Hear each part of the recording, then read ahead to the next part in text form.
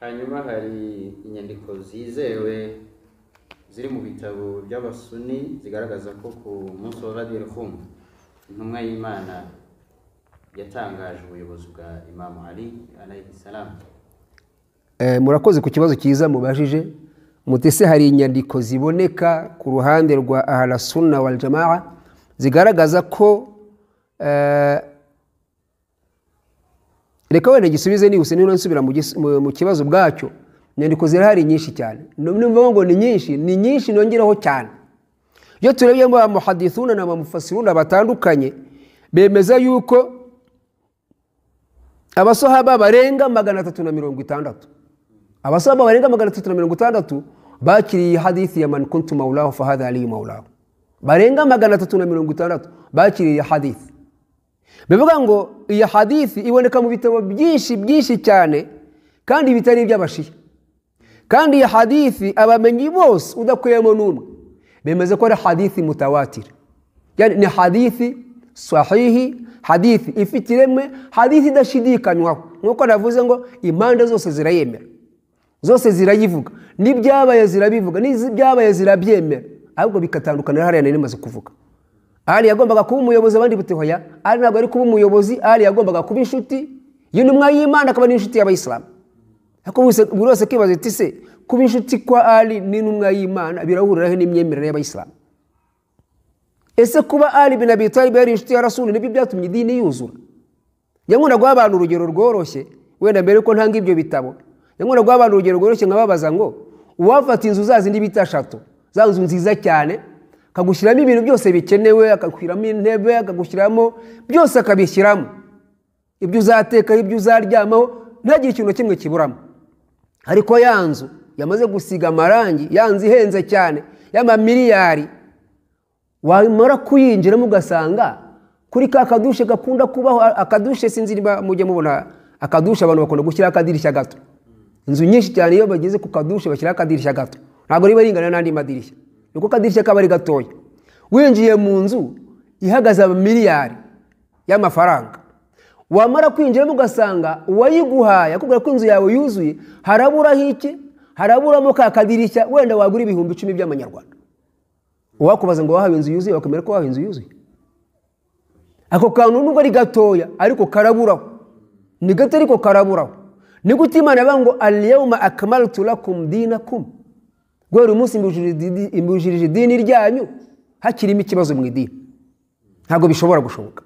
Nimba Imana yavuze ko idini yuzuye ubwo nta cyaburagaho, yari ryuzuye. Nuko ngo rero iyi hadithi ngo Ali ni inshuti, buri wese kwiye kuyitekerezaho. Ese koko Ali yari inshuti y'abayisilamu cyangwa Ali yari umuyobozi w'abayisilamu? Reka wenda dukomeze. Navuze ngo ibitabo ni byinshi cyane, birarenga abavuzi biyo riwaya barenga 360, n'abanditsi bayo barenga ni benshi cyane. Ariko reka turebe wenda mu bitabo bitandukanye hadithi ya Ghadir Khum, minota mikeya. Hadithi ya Ghadir Khum tubone nkuko nabivuze ni ittifaqu ulama wa ahla sunna wa shia, yemezwa inahuriho n'abashia n'abasuni. Kwa barakubwira ngo ala anna qissat al-Ghadir كانت بعد رجوع النبي صلى الله عليه وسلم من حجة الوداع. kubera yuko ikibazo cya Ghadir Khum cyangwa inkuru ya Ghadir Khum yabaye nyuma y'uko intumwa y'Imana Muhammad sallallahu alaihi wasallam iva muri hajja yo gusezera. Nari maze kubivuga hari ku wa 4 tariki ya 18 z'ukwezi kwa Dhul-Hijja.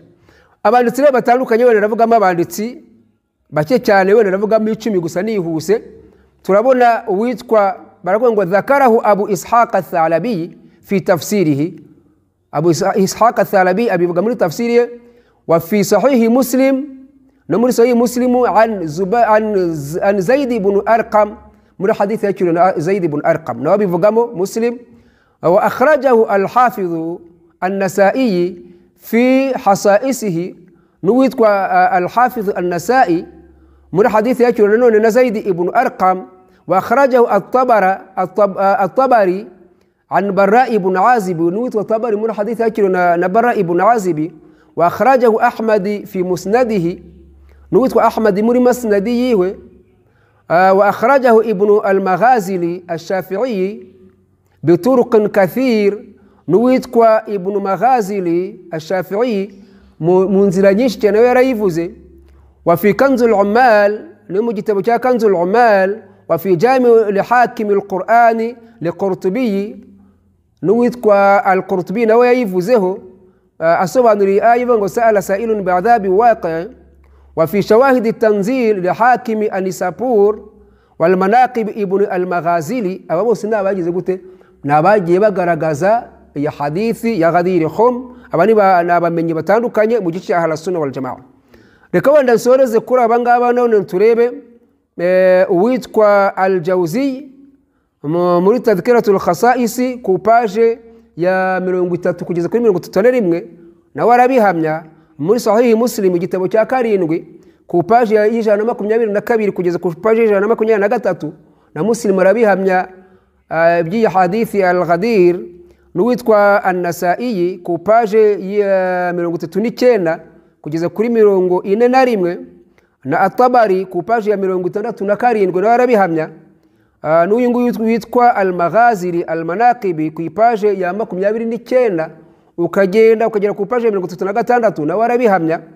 N'uwitwa na Kanzul Ummal narimaze kuvuga ya Al-Muttaqi al-Hindi mu gitabo cya mbere ku page y'166 kugeza ku page y'168. Abo bose nabamenye batandukanye, ni gihamya zitandukanye ziboneka mu bitabo bitandukanye zemeza ubuyobozi bwa Ali ibn Abi Talib ko nta gushidikanya kurimo. Ndagushimire wakoze cyane.